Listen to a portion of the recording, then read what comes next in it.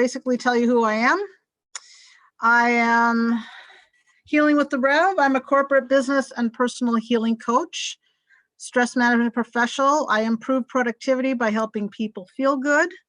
I am Reverend Teresa Heupel. I have earned a Master Divinity with the Counseling Ministry. You can find my website at healingwiththerev.com. If you want to email me, it's healingwiththerev@gmail.com. I don't believe in short emails ever. Sorry about that. So anyway, I'm going to talk this morning about healing, but I came across I get the National Geographic, and the latest edition has a story in here called Celebrating in the Pandemic, and don't we need to do that? So I'm going to read a little bit of this. This is written by Anne Lamott. She says, "We're missing holiday closeness just when we need it most. But even grim, uncertain times hold sparks of love and light. Sometimes we let go of things, sometimes things are taken away, and sometimes things break, such as lives, hearts, entire ways of life. Doesn't our world feel broken in the time of COVID-19? Maybe especially when holy days arrive? If we are wise, we avoid large gatherings, dinner indoors with family and old friends, services at our mosques, temples, churches, so we lose the joyful and profound rituals and gathering at this time of devastation when we need them most. But does this mean we lose the nurture, bonding, and sacred silliness that ceremonies provide? Maybe we can be fully immersed in the holy even as we keep ourselves and our beloved safe. Maybe broken isn't the end of the world. Maybe broken is a new beginning, a portal. Let's start with what we mean by holy. The word derives from whole, uninjured, healthy, complete. I am not always feeling whole these days. Rather, I am often rattled, sad, mad, existentially tired, and crunchy. I would love a nice burning bush about now. But the holy doesn't come only from the divine, as I understand it. It's woven through life. The holy is not a spectacle. The Rockettes on stage at the Taj Mahal, backed by the Mormon Tabernacle Choir. It is more often felt in small graces and blessings, although you do have to be paying attention to catch the momentousness of the moment. That's the rub. It is around us, above us, below us, and inside us all the time. It's here, but often we are not. Maybe our definition of holy and whole, H-O-W-H-O-L-E, have to change. The early morning is holy. Holy is the warmth of the grocer or grandchild, or a bowl of homegrown tomatoes from the neighbor who once reported you on Nextdoor. I'm whole-ish, older, slower, with a few dings, and I know many of us can relate to that. Holy are the candles of the menorah or carolers, or a community bonfire. These days are about the coming of the light, warmth, illumination, life anew, the triumph of light over darkness, as in the Persian tradition of Yalda, gathering with loved ones by candlelight and firelight, reading poetry and telling stories, and the inevitable sacrament of eating special foods to celebrate the longest night of the year. It's called the night of birth. We are there now. It's beautiful and hard, as life so often is. Suffering is part of the beauty of the human drama. And she goes on, but I'm going to stop right there for now. And I'm the only one, I guess, showing my screen. So I'm going to talk to you for a while. And after I'm going to go through some talking, I'm going to have a checklist of symptoms. And after that, if someone would be brave to come out and talk to me about what's going on in your life, and if you want some counseling, this is free. I have a session coming up December 9th just for this Lake Harris Spiritual Community in the evening. So if you want to sign up, you can go to my website, healingwiththerev.com, and you can sign up there. Although I don't think it's set up. Maybe you can sign up for the 9th. I haven't set that day up yet. I need to do that with my web designer. hopefully tomorrow. I hadn't thought about that ahead of time. My bad. Sorry about that.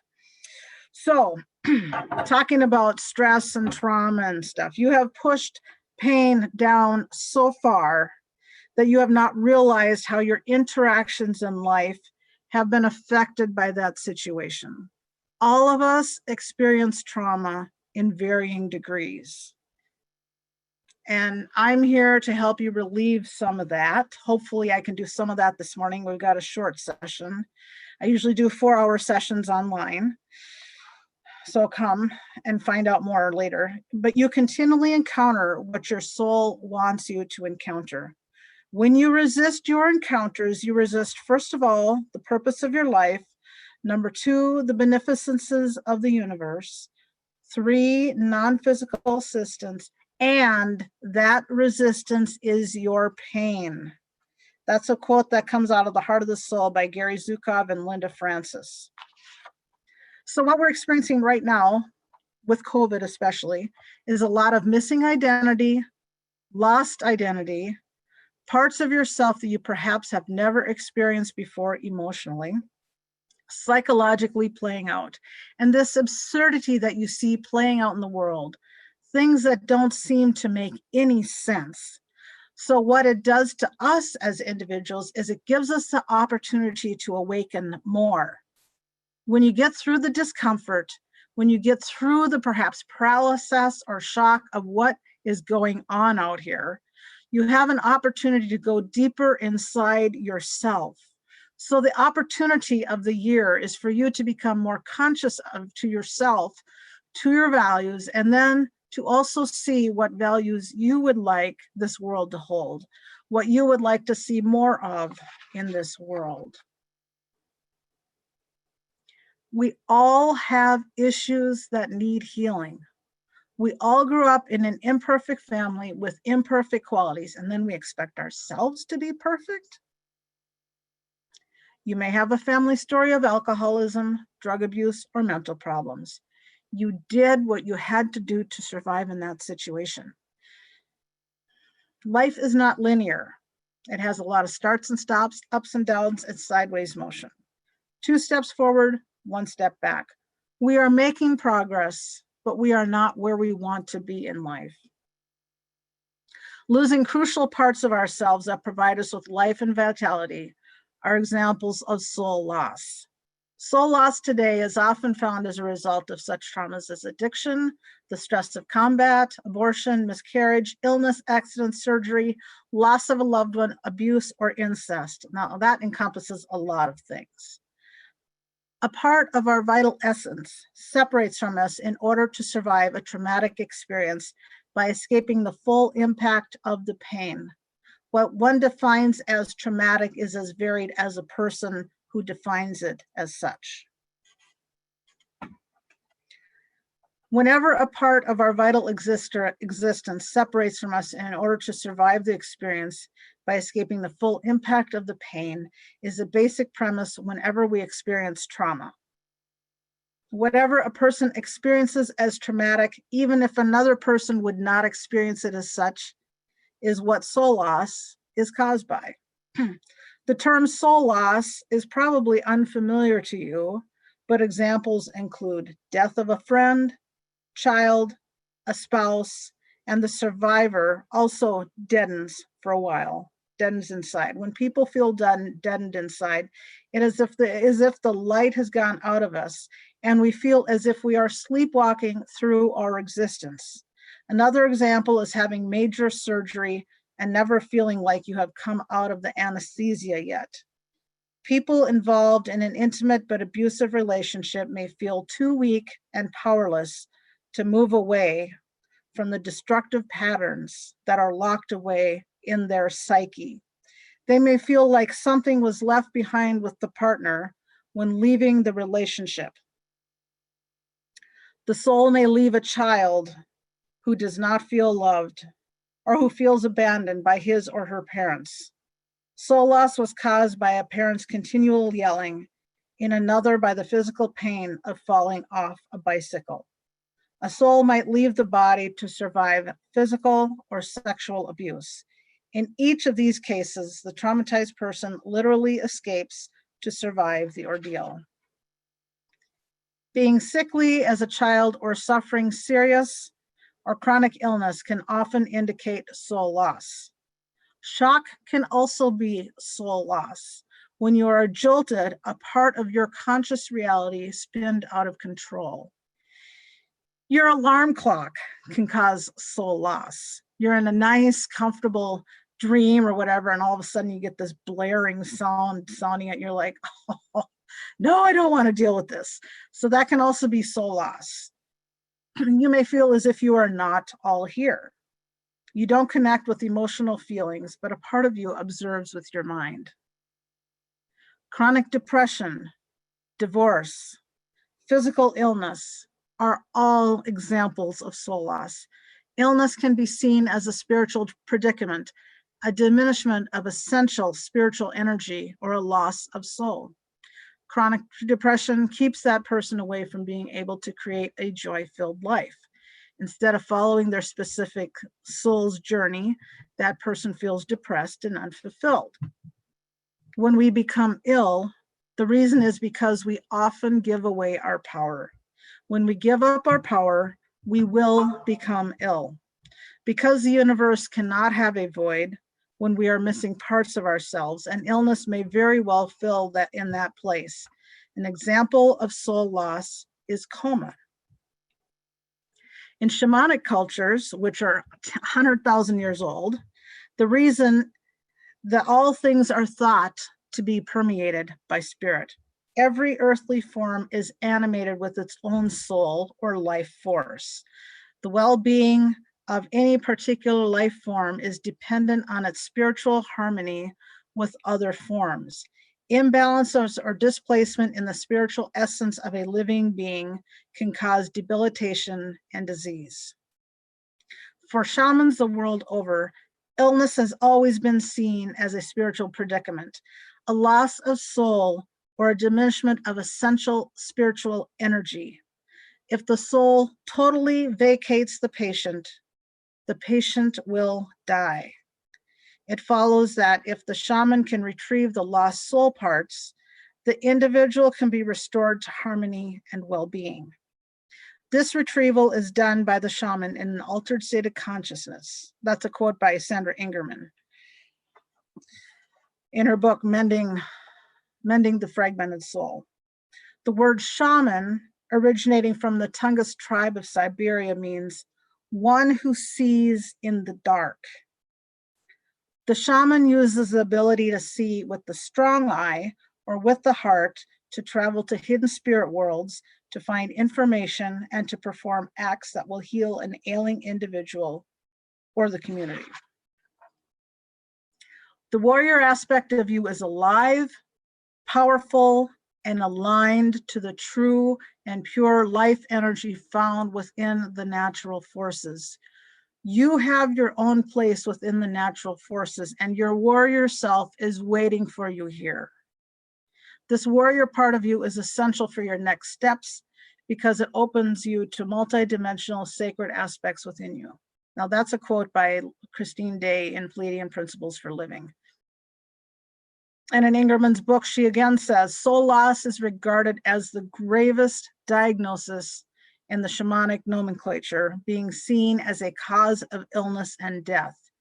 Yet, it is not referred to at all in modern Western medical books.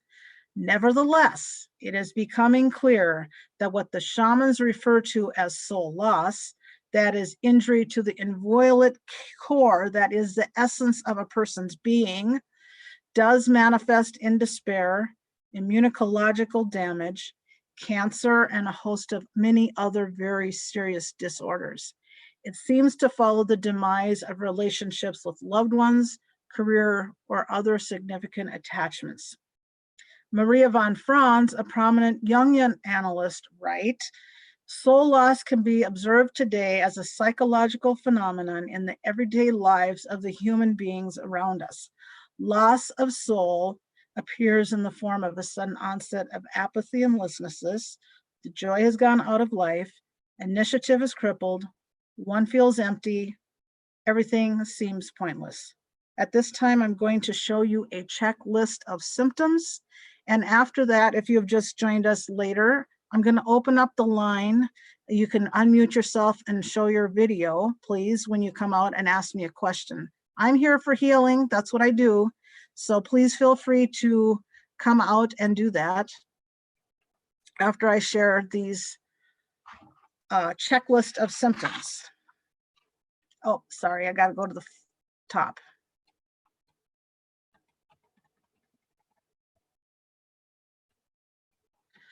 Here we go. Slide number 1. You struggle to recognize your reflection as your own. Even worse, after that, you constantly feel like an onlooker watching your life unfold in front of you like a dull scene in a bad movie, having completely lost the ability to connect with those around you because you are too preoccupied with trying to work at why you feel so strange.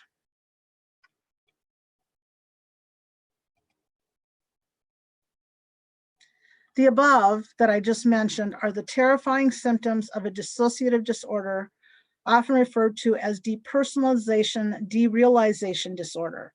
Trauma or bad drug experiences can trigger it, and it can last from a few hours to a number of years.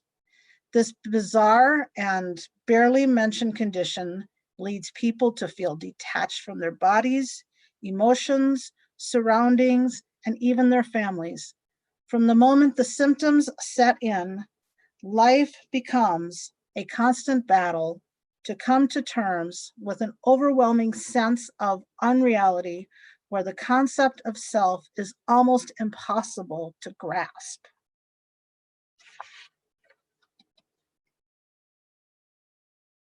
Mood-wise, you may be experiencing anxiety, apathy, general discontent, guilt, hopelessness, loss of interest or pleasure in activities, mood swings, or sadness. Behaviorally, you may feel agitated, excessive crying, irritability, restlessness, or social isolation. Sleep-wise, early awakening, excess sleepiness, insomnia, or restless sleep. Your whole body, excessive hunger, fatigue, or loss of appetite. Cognitive, lack of concentration, slowness in activity, or thoughts of suicide. Weight gain, or weight loss. Also common is a poor appetite or repeatedly going over thoughts. Common autoimmune system disorders are fatigue, joint pain or swelling, skin problems, abdominal pain or digestive issues, recurring fever, swollen glands. So many more. I could spend all day listing things off. Cancer, leukemia, seizures, epilepsy, tumors, asthma, just a few chronic illnesses. There are so many more.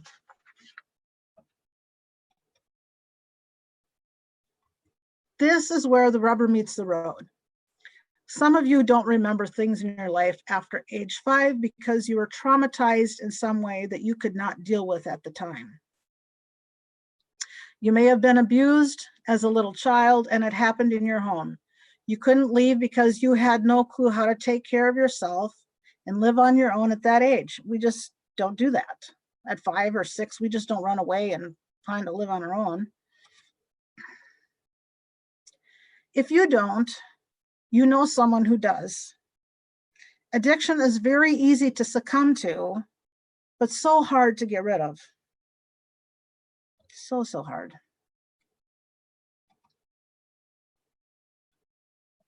Ladies, many of you love to shop and buy clothes and other things at the spur of a moment to make yourself feel happy in that moment, only to find out later it's only making you go deeper in debt because you put stuff on a credit card.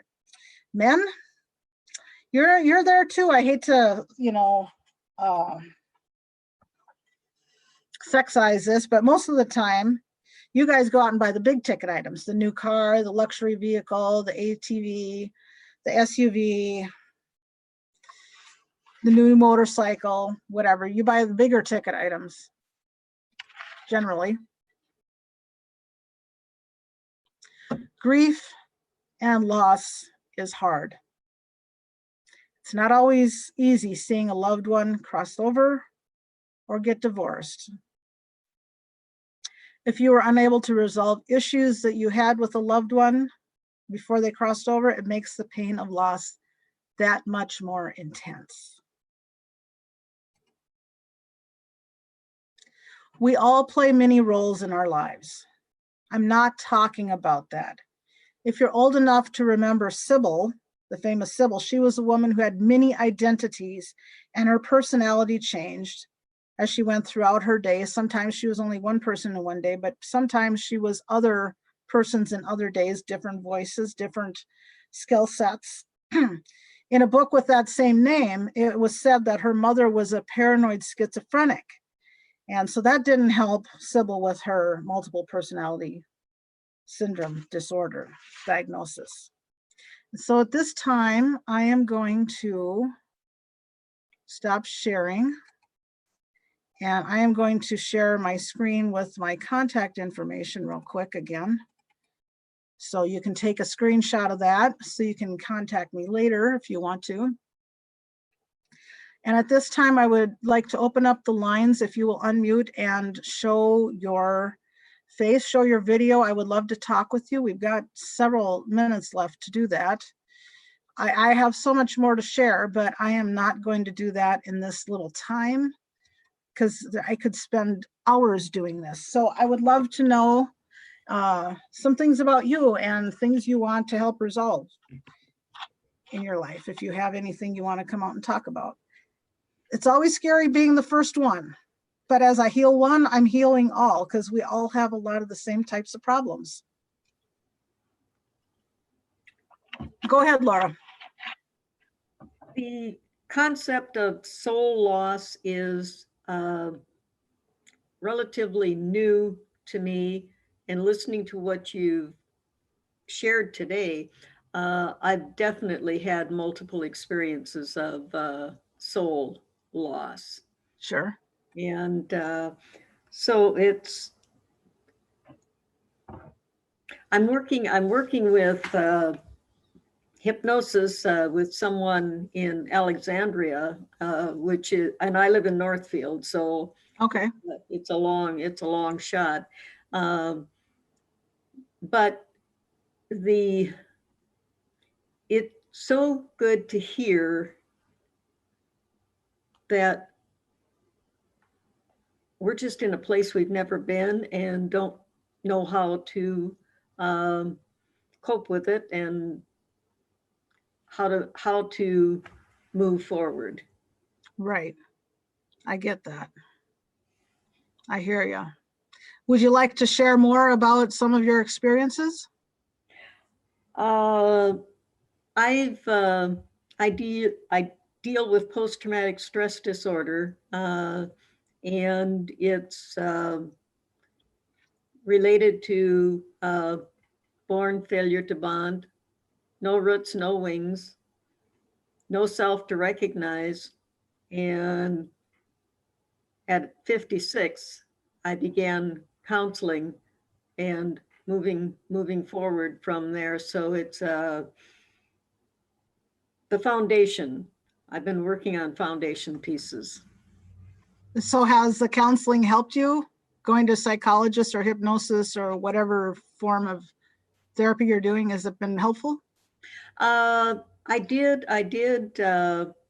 6 years of counseling, CBT, 5 years with my first and 1 year with my second, because with the second one, I needed to look at what I thought was sexual orientation because I was sexually abused as a child, and by both genders over time. And so, but the more interesting part is I had to step back and establish a gender identity first, because by 12 I was an object. And so the process has got just many little branches. Right.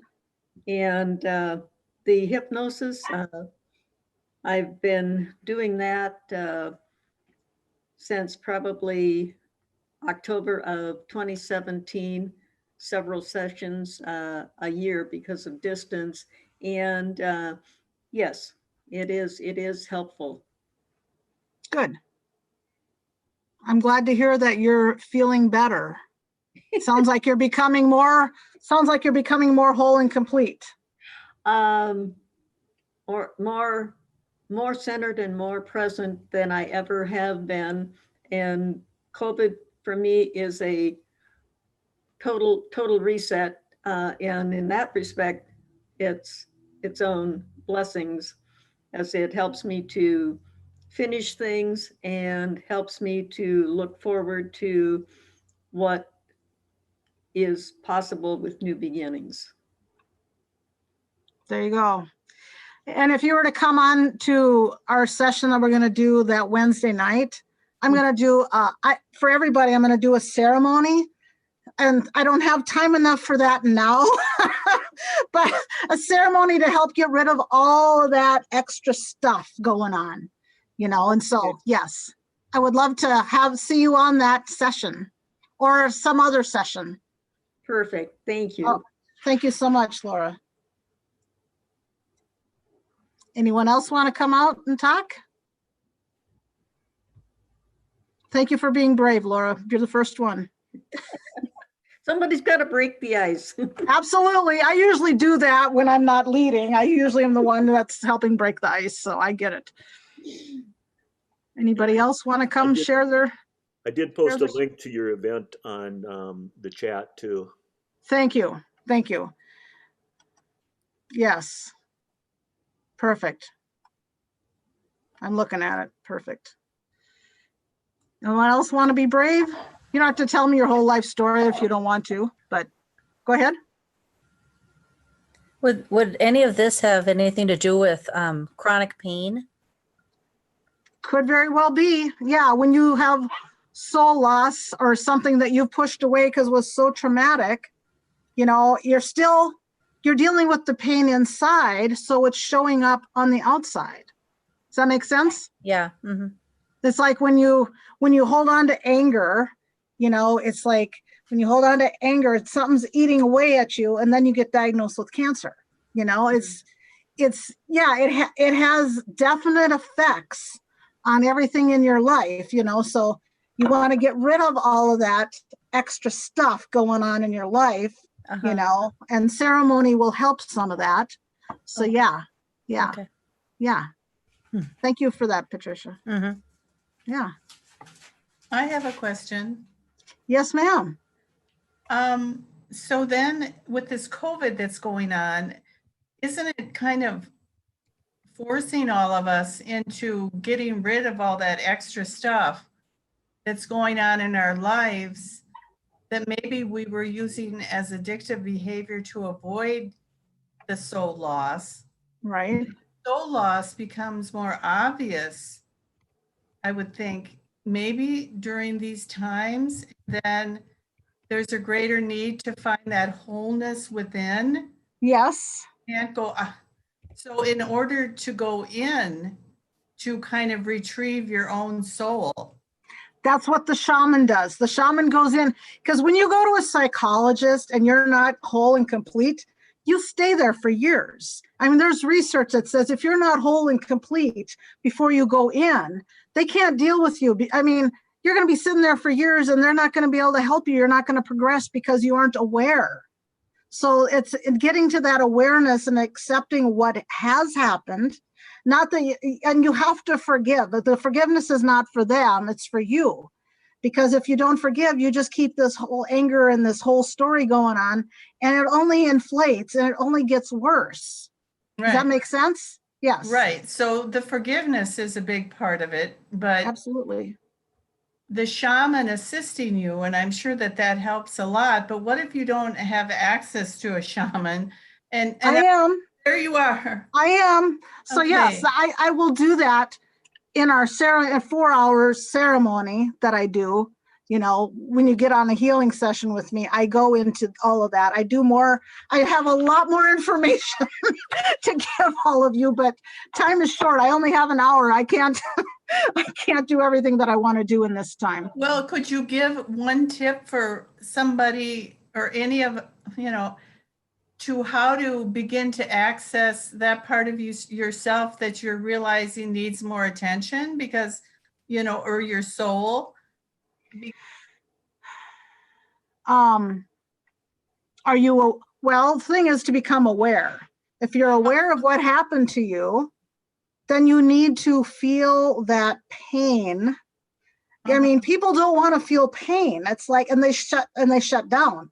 Or The they thing get is, into addictive behavior to avoid it.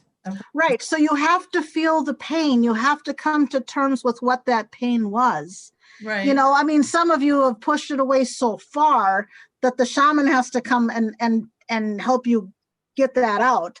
But if you're aware of what happened, you can say, you know what, this was terrible.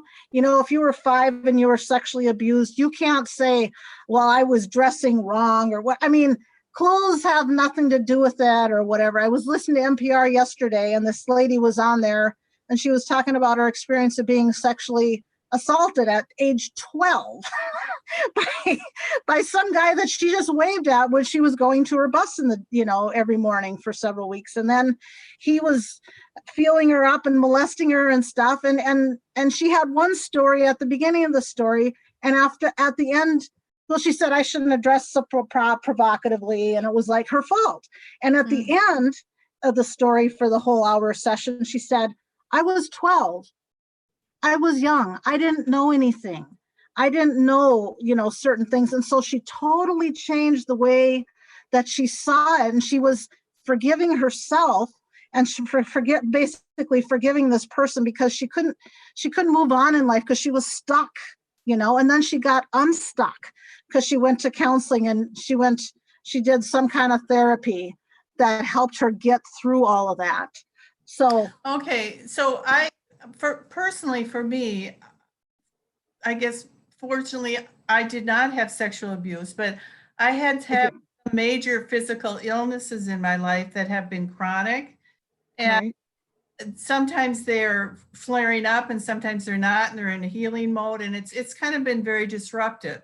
right. So today, in my mind, when I woke up, because not only are we going through this period, I said to myself, good for you that you're dealing with this flare up again and how hard this is, plus the other isolation. I am so proud of you and I feel so good about you.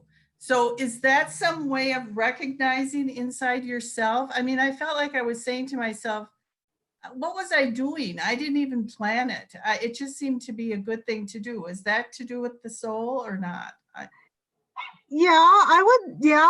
That has to be good for the soul to say, this has happened. I'm accepting responsibility, and moving on. And maybe some of your chronic stuff that has to do with food sensitivities or something, No, it's more of a physical injury. Yeah. Okay. A physical injury. Okay. So you gotta, I don't know what happened to get this physical injury, but if it's something that happened to you, like if you were in a car accident or, I don't know your story. Do you want to share some of that? Yeah, I don't think I got Epstein-Barr in my mid-30s, which is chronic fatigue, precursor to chronic fatigue. And I accepted it at first. I had to sleep like for 2 months. It was extreme. I just could not lift my head. And the minute I started to feel better, I thought I'm done. I had the bad flu or, I knew, right. And I started to do things that I couldn't complete. Okay. And the more I started to do them and couldn't complete, the more that hit my self-esteem and I felt like a failure. And so then I started pushing myself to push. And I ended up prolonging and injuring my neck in a weird way. Okay. Can't explain it. I don't know what I did. I breathed incorrectly and I injured my neck. I used it like a diaphragm. Okay. And to this day, I'm still healing. So to the point, so I can touch my chin to my chest. My body is doing its own healing, but it's very difficult to go through it. Right. I have to go, well, thank you that it's doing it, but this is hard, but I embrace it. And I feel like I'm being called to retrieve that part of myself that wouldn't just sit in faith and love and that I would eventually heal. Right. I'd accepted in my mid-30s. I fought it. And now I didn't have the faith to believe I was going to come out of it. Right. Well, are you familiar with Dr. Wayne Dyer? Are you familiar with who he is? Okay. He would say, love it. love your pain, love that, because, well, he was talking to a lady who had cancer. He said, love your cancer, because if you fight it, you know who's going to win. It's not you. Right. Right. Well, I'm trying to love it, but I mean, I'm telling you, it's been on and off for 20 years. And I think Right. over the hump, and then all of a sudden my body goes, well, we've got more to heal. Right. Yeah. And I think shamanic ceremony and all that would be helpful to you, to get on my healing session and do some Okay. of that. I Okay, think that would thank be you. helpful. I think that would be very helpful. All right. Thank you for letting me Yes. speak. Absolutely. Absolutely. Do you feel better? Do you feel much more whole and complete now that we've talked? I do, because I've never really talked about it publicly. I don't talk about it because I appear well. Okay. Sometimes I am really well. I can ride a bike, and sometimes I can't drive my car around the block. So it's a weird thing. It's a private thing. Well, and it so goes to the point where a lot of us don't want to talk about things because we look like we're fine, but we're really not fine. Right. And I think I'm still fine. I feel more fine that I could talk about it because I'm not judging it. Right. I'm seeing it as an opportunity to maybe grow and retrieve myself. Right. And get whole in a way that I might not have ever done. Right. Perfect. Thank you for coming out and talking to me, Liz. Yeah, thank you. You're welcome. Anyone else want to come out? We got some time yet. What are we looking at? 11:07. We're scheduled till 11:30, but we don't have to go that long. Who else wants to be brave?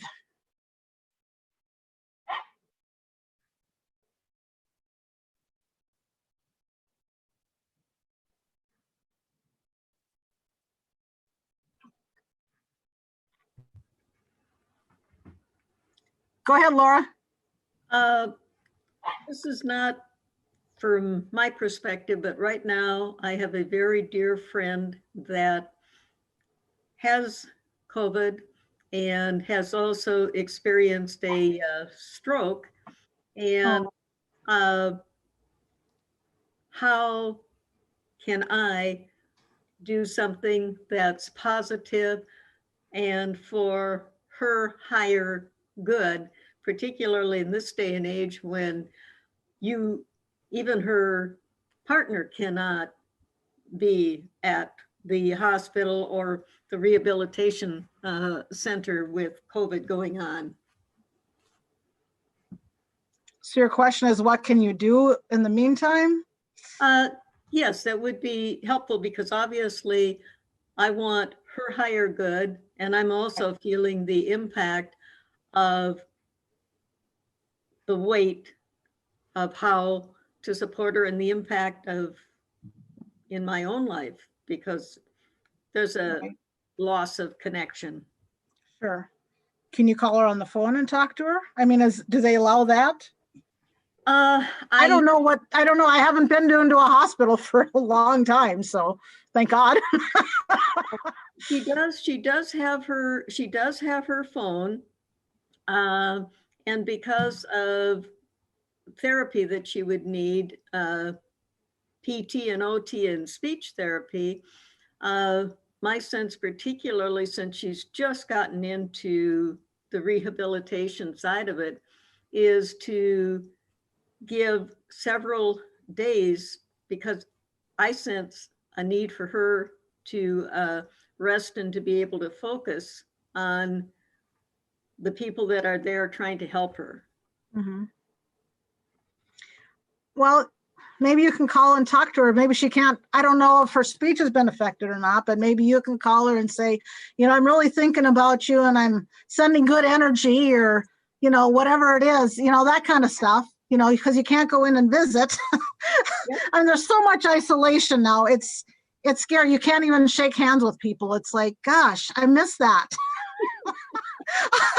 You meet somebody and you want to shake hands and go, sorry, I can't shake your hand. Namaste. You know, it's like we're all so afraid to touch each other, and that's sad, you know. So.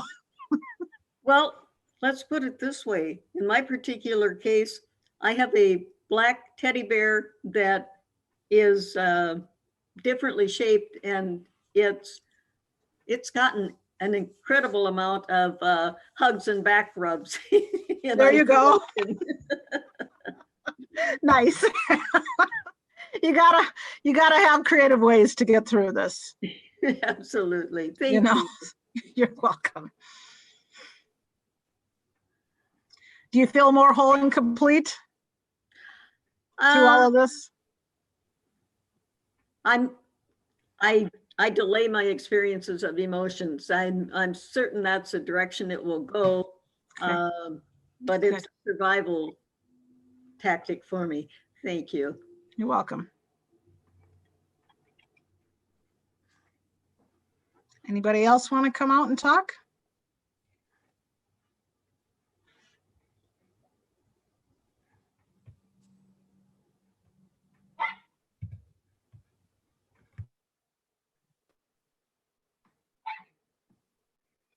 And if not, like I said, during COVID, we have no rules. We can end whenever. Okay. Well, I'm going to share my screen again to give you my contact information.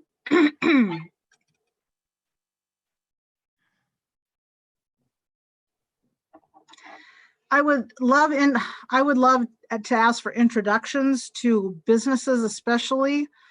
You know, businesses, you belong to a business somewhere, you work somewhere, and if you could bring this to your HR person or the CEO, or if you know people that are in that realm, I would love an introduction into those companies, because I want to help. I want to help companies be growth oriented and prosper well. But if people are not present, you're going to have a lot of illness within an organization.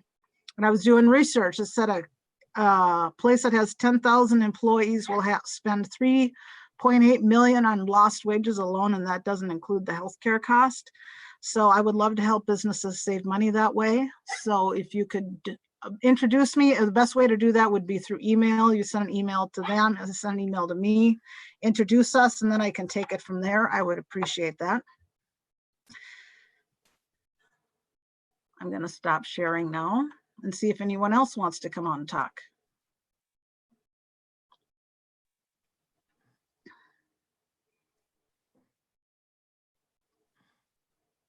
Yes, we are under COVID, but we're socially distanced, so you can come out and talk without worrying about getting COVID from me, because I don't have it.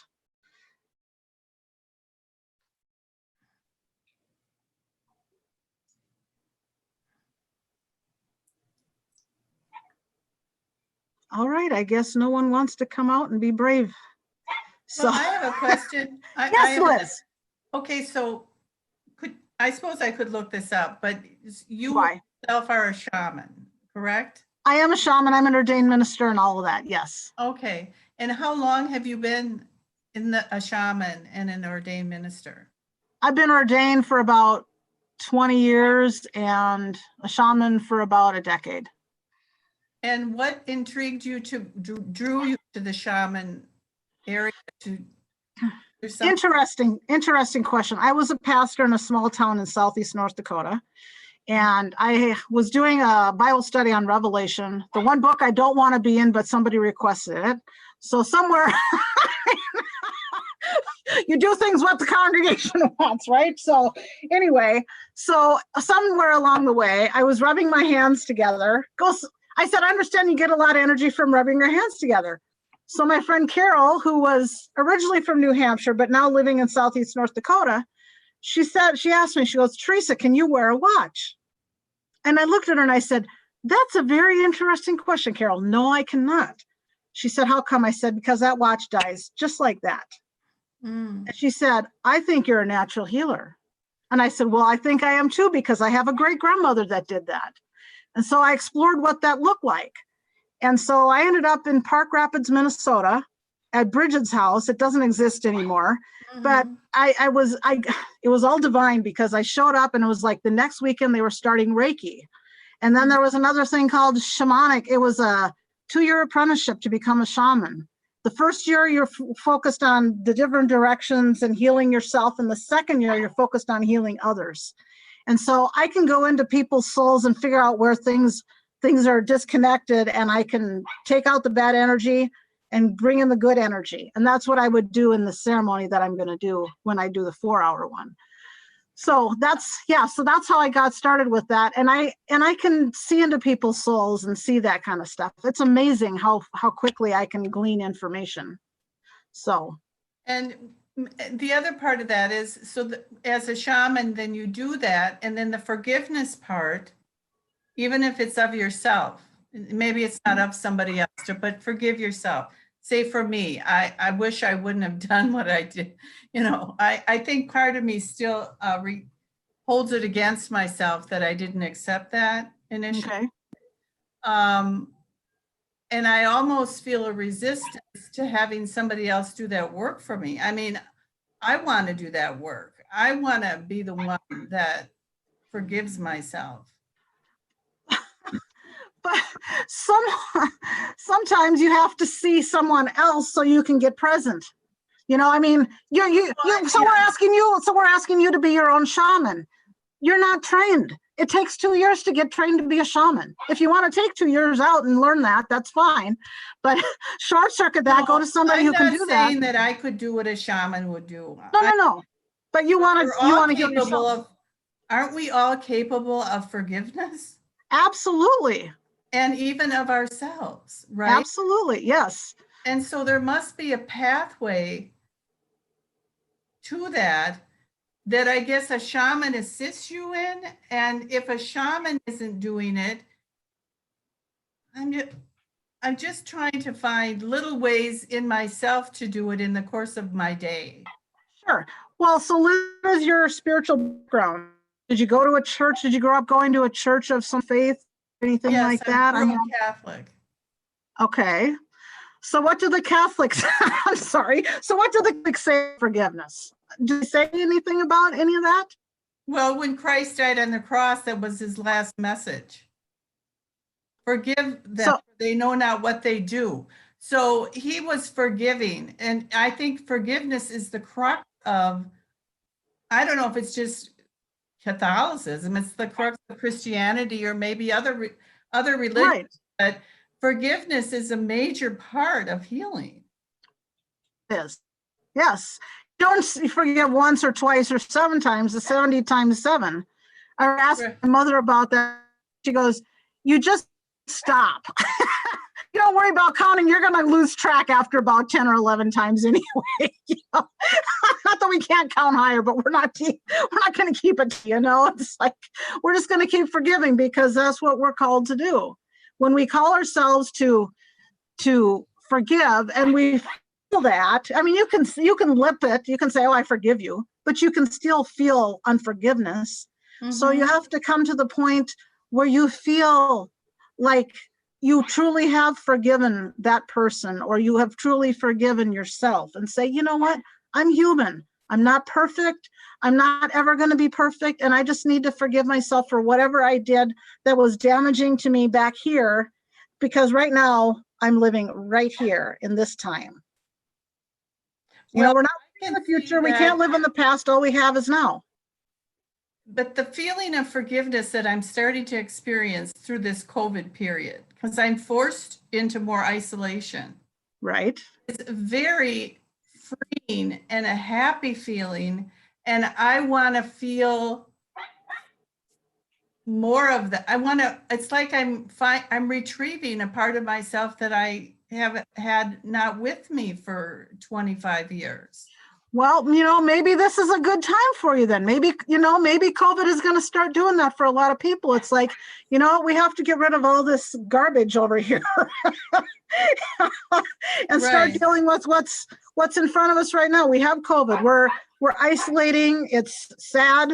I'm an extrovert, so I have to be out with people or talk to people. Or yeah, whatever. I am too. Yeah. I Mine go too. shop somewhere every day, it seems like. Yeah, well, Social interaction. Groceries or Well, whatever, you know. okay, well, I will look into your stuff and I don't want to monopolize it. I just wanted to hear a little bit more Absolutely. shamanism because it's always intrigued me. And, Okay. you know, maybe I just, maybe I'll look into more of your work. So Sure. Healingwiththerev.com. healingwiththerev.com. Okay. Yep. Healingwiththerev.com. And somebody had messaged and said they want to know more about what I'm doing. Okay, Wednesday night event. Yes. Wednesday, December 9th. We start at 6:07. Why 07? Because no one ever shows up on time. Because everybody likes to watch the National Nightmare News, and it's done at 6. We give you 7 minutes so you can get yourself organized. 6:07 until 10, Wednesday, December 9th. I mean, you can sign up for a session before that if you want to, but it's going to show up December 9th, a Wednesday night from 6:07 until 10. I'm going to do a lot what I did here. I'm going to give you a lot more information, talk to a lot more people, do a ceremony, help you start feeling more whole and complete in who you are as a person. You may feel whole and complete and you don't need to come. That's awesome.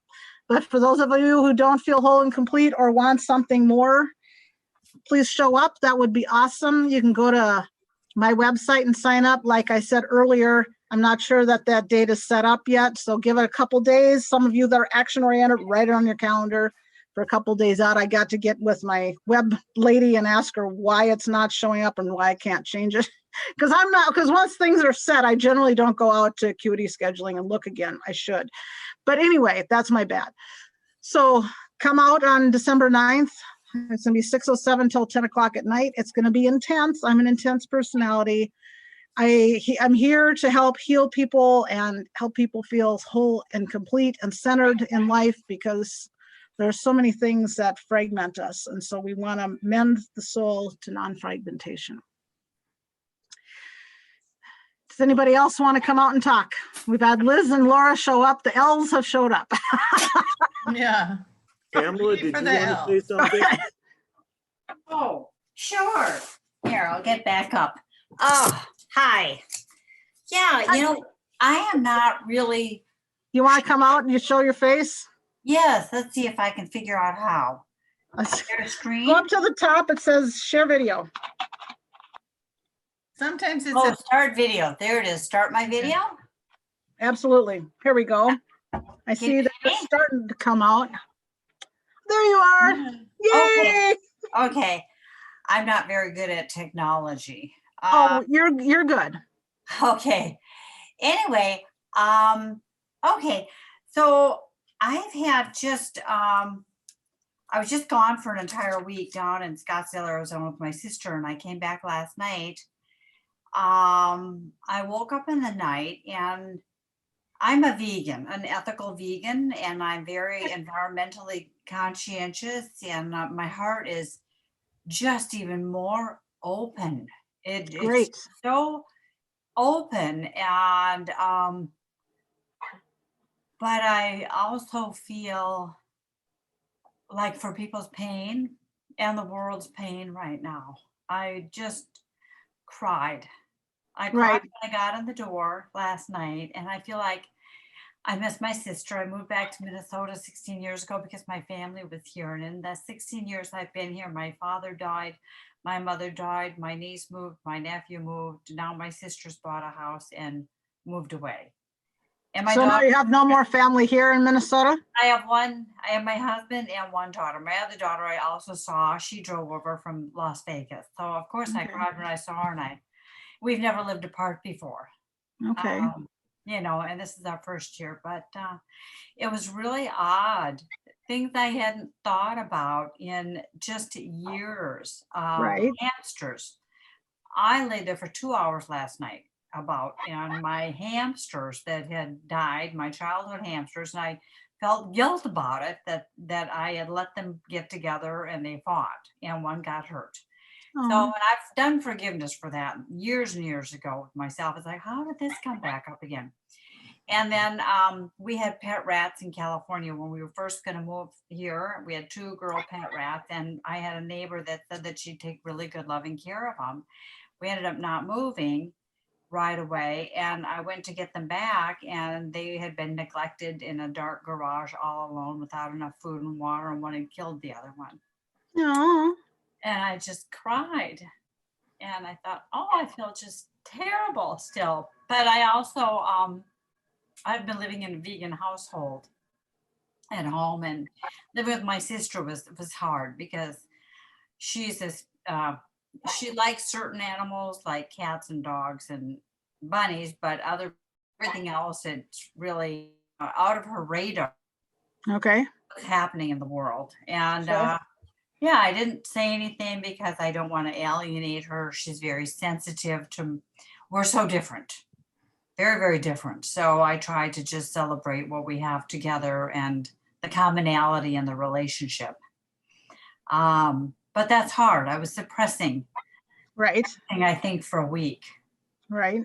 So yeah. Anyway, I don't know if other people are, feeling more of that at this time, if this is part of the COVID time. I mean, I feel bad for people too. I mean, Right. all beings. Right. Yeah. Yeah. It's difficult. This is a difficult time. And my boyfriend and I, we both say this is going to last about 5 years. Oh, Maybe God. not to this extent, but I mean, this virus just has to play itself out. Viruses just play themselves out.